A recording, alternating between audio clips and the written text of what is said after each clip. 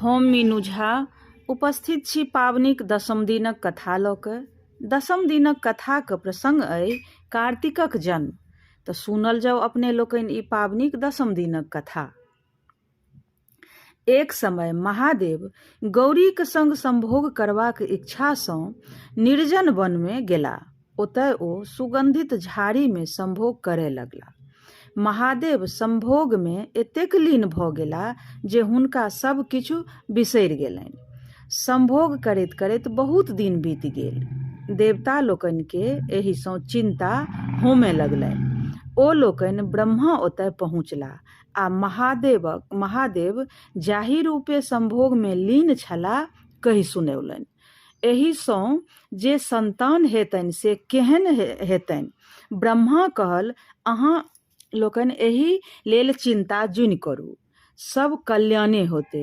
मुदा एतबा अवश्य ध्यान राखैत जाउ जे यदि गौरीके पेटसँ संतान हैत तऽ से समस्त संसारके नाश कऽ देत। तेँ हेतु अहाँ लोकनि महादेवके संभोगसँ निवृत्त करेबाक उपाय करैत जाउ। सब देवता वनमे जा कऽ हल्ला करय लगलाह। हल्ला कयलासँ महादेवक ध्यान टूटल आ संभोगसँ निवृत्त भेलाह। महादेव संभोगसँ उठला तऽ हुनकर अंश पृथ्वी पर खसि पड़लनि। गौरीके एहिसँ बड़ क्रोध भेलनि। ओ सब देवताके श्राप दऽ देलखिन जे आइसँ कोनो देवताके संभोगसँ संतान नहि हेतनि। महादेवक अंशके पृथ्वी सहन नहि कऽ सकली। ओ अंश आगिमे फेंक देलखिन। आगि सेहो भारके नहि सहि सकला। ओ ओकरा सरपत वनमे फेंक देलक। सरपत पर जा कऽ ओ अंश 6 मुखवाला एकटा बच्चा भऽ गेल। ओहि बाटे कृतिका सब जाइत छल। ओ सब कनैत बच्चाके उठा लेलक, अपन अपन दूध पियाए ओहि बच्चाके सब पालन पोसलक। पैघ भेला पर बच्चाके सब तरहे शिक्षा देलक। बच्चाके पोसनिहारी कृतिका सब छली।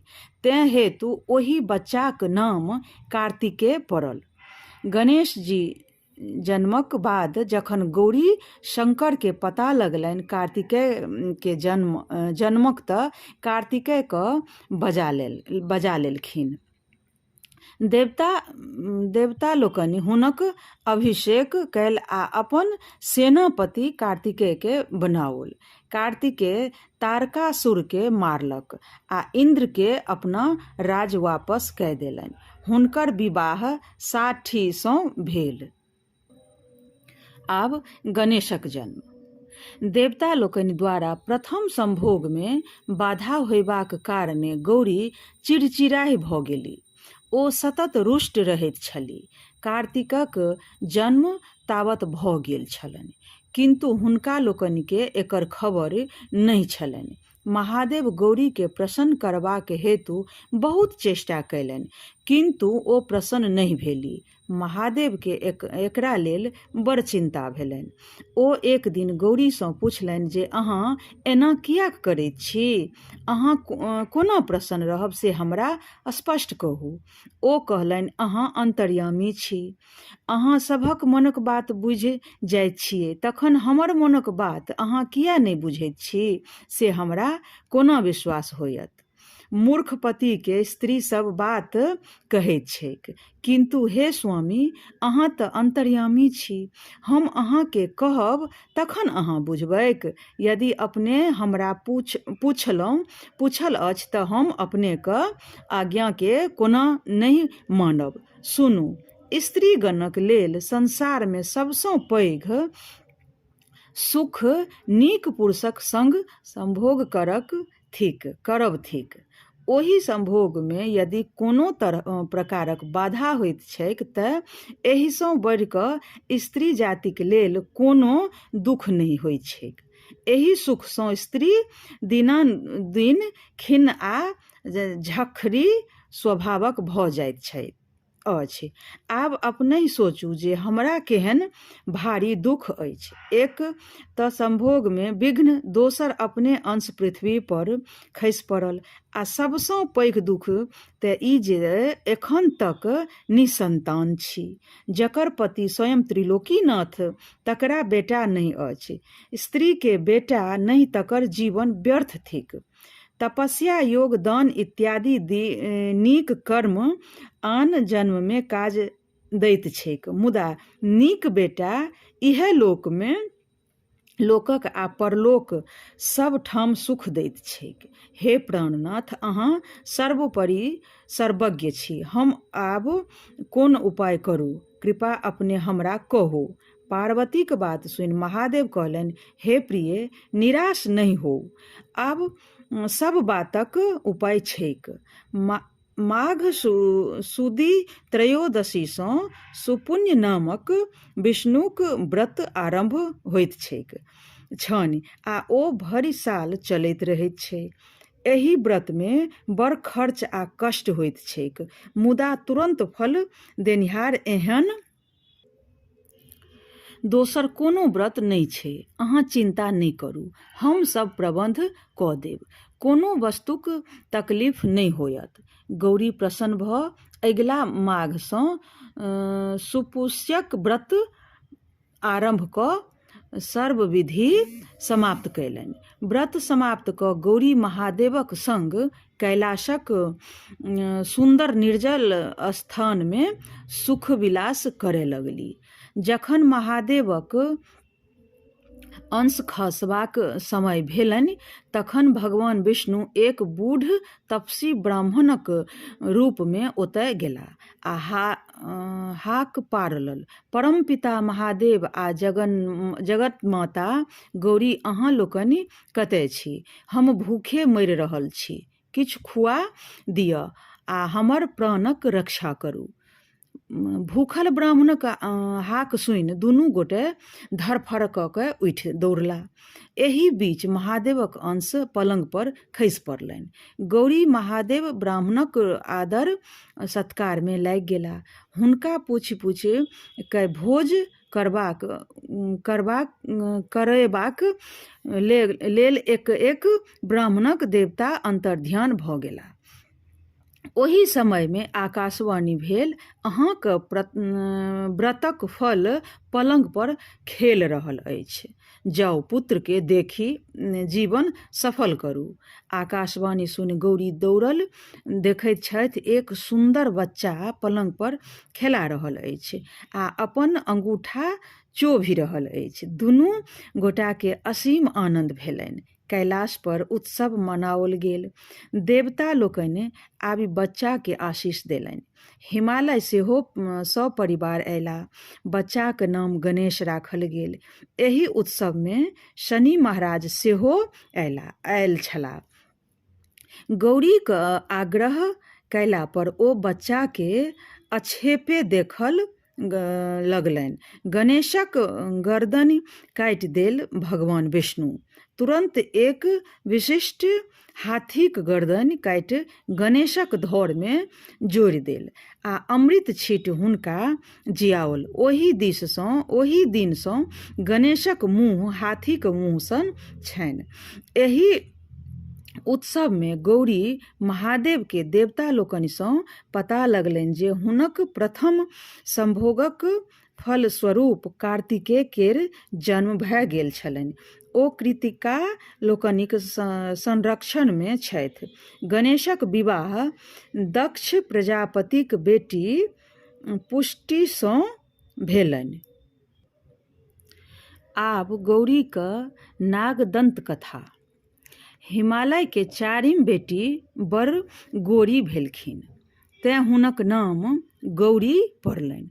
गौरी जखन विवाह योग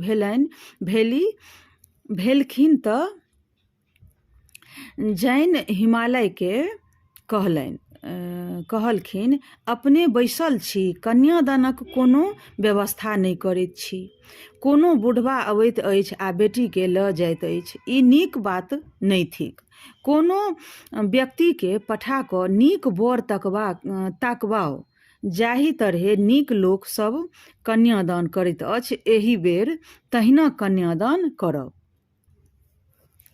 हिमालय सोचय लगला जे एहन के लोक छथि जे सब ठाम जाइत अछि, सभक गुण दोष के जनैत छथि। एकाएक हुनका नारद मुनिक स्मरण भेलनि। ओ नारद मुनि के बर तकबाक भार देल आ विवाहक ओरियान करय लगला। नारद मुनि पुनः ओहि बुढ़वा महादेवक बर ताकल। खूब साजी बर बरियाती आयल। दाई माय सब बर बरियाती देखय गेली। देखैत छथि जे बरक आँखिमे काँची पीची लागल आ भरि देह साँप लटकल छनि। बरियातीमे किओ कनाह तऽ किओ खोर, किओ नांगर तऽ किओ लूल। सब स्त्रीगण सब नारद मुनि के गैर देमय लागल आ बर बरियातीके घुमबय लागल। जखन गौरी ई बात बुझलनि तऽ ओ मोने मोन महादेवके प्रार्थना कय आ नीक रूप धारण करबाक लेल गोहरौलनि। महादेव सएह कयलनि। तुरंत सब साँप बिला गेल। अपने सुंदर पीत पीताम्बर पहिरने शंकर रूप भऽ गेला। हुनक एहन सुंदर रूप देख सब कियो चकित भऽ गेल। शुभ शुभ के विवाह संपन्न भेल। मनाइन खुशी सँ बेटी जमाय के विदा कयलनि। महादेव गौरी संग खुशी सँ रहय लगला। आब गौरी के विदायक भार। बेटी जमाय क विदा कय मैना किछु दिनक बाद विदाईक भार पठौलनि। दही, केरा, खाजा, लड्डू, चूड़ा, ठकुआ, मालपुआ इत्यादि महादेव के एतेक वस्तु रखबाक ने जगह छलनि आ ने घर में खेनिहार। जखनहि खूब लोक सबके बजायल खुआओल आ कतबो बैना तिहार बाँटल गेल किन्तु सब सधबे नहि करय। भार सँ घर आंगन गन्हाय लगलनि। भारक वस्तु कोना सधत तकर उपाय सोचय लगला। एक गोटे कहलक जे यदि भरकनी छुलाहि धुरखुर धरय ठाढ़ होतै तऽ भंडार सधि सकैत अछि। खोज पुछारी कयल गेल। एकटा भरकनी छुलाहि ताकल गेल। ओकरा धुरखुर सटाय कऽ ठाढ़ कयल गेल। तखन भारक वस्तु सब सधल। गौरी क ननैद। गौरी महादेव सँ एक दिन कहलनि जे सभक ननैद अबैत छैक। हमरा सेहनता होइत अछि जे ननैद अबितथि। ताहि पर महादेव कहलनि, अहाँक ननैद केर भार सहि सकब? तखन गौरी कहलनि, एतेक लोक कोना ननैदक भार सहैत छै, हम किया नहि सहि सकब? महादेव तुरंत अपन बहिन असावरी देवी के बजौलनि। असावरी देवी पैर में बेमाय फाटल छलनि। ओ हंसी ठट्ठा में गौरी के ओहि बेमाय में नुका लेलखिन। ओहि बीच महादेव आंगन अयला। गौरी के ताकल किन्तु गौरी नहि भेटलखिन। गौरी बेमाय के भीतर कनैत छली। महादेव अपन बहिन असावरी सँ पूछल, अहाँक भौज कतय छथि? ओ कहलनि, हम नहि देखलियनि अछि। महादेव परम चिंतित भेलाह। असावरी देवी अपन पैर जोर सँ झाड़ल। गौरी भट दऽ खसली। दुनू प्राणी भभा कऽ हंसय लगलनि। एक दिन महादेव बहुत रास माछ आनल और गौरी विन्यास सँ माछ बनबौलनि।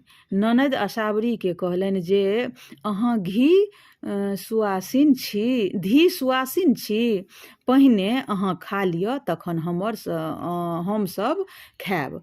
ओ माछ खाय लगली। गौरी खंडक खंड माछ हुनका देने जाथिन आ ओ टपाटप खेने जाथि। एही तरहे असावरी देवी सबटा माछ खा गेली। बेचारी गौरी के काँटो कनखुर नसीब नहि प्राप्त भेलनि। आब गौरी अकछा कऽ महादेव सँ कहलनि, आब हिनका विदा कऽ दियौन। एहन ननैद सँ हम बाज एलहुँ। महादेव हंसय लगला आ कहलनि, हम पहिनहि मना करैत छलहुँ जे अहाँ ननैदक भार नहि सहि सकब, किन्तु अहाँ जिद कऽ देलहुँ। एतबे दिन में तंग भऽ गेलहुँ। किछु दिन औरो रखियौन, तखन सब सेहनता पूरी जायत। गौरी नेहौरा करय लगली, हम गोर लगै छी, जल्दी हिनका विदा कऽ दियौन, नहीं तऽ आब हमरा खा जेती। महादेव बुझा सुझा कऽ अपन बहिन आशावरी देवीके विदा कयलनि, गौरीके भागिन। महादेवसँ पुनः गौरी एक दिन कहलनि, हे नाथ, सभक भागिन अबैत छै, तेँ हम मामीसँ हँसी खेल करैत छैक, हमरो तकर बड़ सेहनता होइत अछि। महादेव बिहुसीके कहलनि, ननैदक सेहनता तऽ नीक जकाँ पुरि गेल, आब भागिनक सेहनता सेहो पुरि जायत, मुदा हमरा बादमे उल्हन नहि देब। गौरी गंगाजल भरय गेली, खूब जोर पूर्वा पछवा बहय लागल। हुनका अपन कपड़ा तक सम्हारि नहीं पेली, कतबो सम्हारथि तैयो आँचर उधिया जानि। गौरी लाजे कठोत होमय लगली। ओ महादेवसँ कहलनि, देखू तऽ हमरा ई बसात आब बेनगन कऽ देत। महादेव कहलनि, ई बसात पूर्वा पछवा अहाँक भागिन छथि, ई लोकनि अहाँके सेहनता पूरा कऽ रहल छथि। दुनू गोटे मिलि कऽ अहाँसँ हँसी ठट्ठा कऽ रहल छथि, मनोरथ पूरा करैत छथि। हँसी कऽ गौरी कहलनि, इएह जहिना अहाँके पार किओ नहि पाबि सकैत अछि, तहिना सर सम्बन्धी आ बहिन भागिन पार किओ नहि पाओत। आब अपन भागिनके हटाउ। महादेवक इशारासँ बसात रुकि गेल। गौरीके छिनारि भेनाइ। एक समय महादेवके गौरी कहलनि, हे महादेव, अहाँ त्रिलोकीनाथ छी, अहाँ चोरनी आ छिनारिके कोनो चिन्ह किया नहि दैत छियै? अहाँ तऽ सब किछु कऽ सकैत छी। महादेव कहलनि, हम अहाँक बात मानल, मुदा ककरा कोन चिन्ह देल जायत से अहीँ कहू।